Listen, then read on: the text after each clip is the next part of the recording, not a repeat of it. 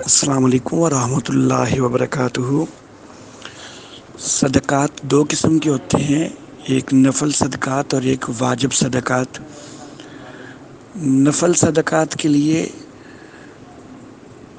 یہ لازم نہیں ہے کہ جس کو دیا جائے وہ مسلم اور صحیح العقیدہ ہو، لیکن جو واجب صدقات ہیں یعنی زکوٰۃ، عشر وغیرہ، تو ان کے لیے خاص طور پر یہ احتیاط بہت ضروری ہے کہ یہ صرف مسلم اور صحیح العقیدہ مسلم کو دیے جا سکتے ہیں۔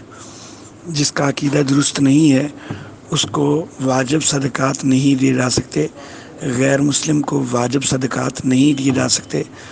تو عام جو باہر سے بھکاری مانگنے کے لیے آتے ہیں تو ان کی عقیدہ وغیرہ کا علم نہیں ہوتا ہے، تو اس لیے ان کو ویسے صدقات بے شک دیں، لیکن زکوٰۃ عشر میں سے جو ہے وہ صحیح معلوم ہو کہ صحیح العقیدہ ہے تو تبھی دینا چاہیے، اس کے علاوہ نہیں دینا چاہیے۔